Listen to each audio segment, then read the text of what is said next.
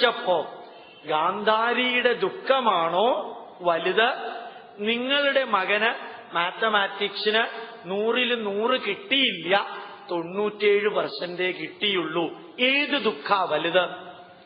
ഗാന്ധാരിയുടെ 100 മക്കളും കുരുക്ഷേത്ര ഭൂമിയിൽ മരിച്ചു, യുദ്ധഭൂമിയിൽ മരിച്ചു വീണു. അവരുടെ ദുഃഖമാണോ നമ്മുടെ മകന് മെക്കാനിക്കൽ എഞ്ചിനീയറിംഗില് അഡ്മിഷൻ കിട്ടണമെന്ന് വിചാരിച്ചു, കിട്ടിയില്ല, കിട്ടിയത് ഐടിയിലാണ്, ഇൻഫർമേഷൻ ടെക്നോളജിയിലാണ്, അതാണ് ദുഃഖം.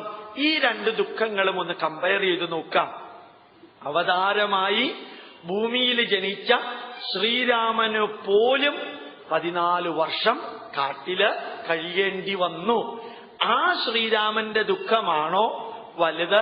അതല്ല, ഇന്ന് ഉച്ചയ്ക്ക് നിരന്തരം ചോറ് കഴിക്കാറുള്ള ഞാൻ ഇന്ന് എനിക്ക് ചപ്പാത്തിയെ കിട്ടിയുള്ളൂ, അത് കാരണം തീരെ സുഖമില്ല, ഏത് ദുഃഖാ വലുത്? 14 വർഷം കാട്ടിൽ അലഞ്ഞു തിരിഞ്ഞ് നടന്ന ശ്രീരാമന്റെ ദുഃഖം ഒരു വശത്ത്, എനിക്ക് ചപ്പാത്തിയെ കിട്ടിയുള്ളൂ എന്നുള്ള ദുഃഖം വേറൊരു വശത്ത്. ഞാൻ കുറച്ച് എക്സാജറേറ്റഡ് എക്സാമ്പിൾ ആണ് നിങ്ങളോട് പറയുന്നത്. എക്സാജറേറ്റഡ് എക്സാമ്പിൾ എന്തിനാ പറയുന്നത്? വളരെ എളുപ്പത്തിൽ മനസ്സിലാവും. അപ്പൊ ഏത് അനുഭവങ്ങളും ഒന്ന് നോക്കാം.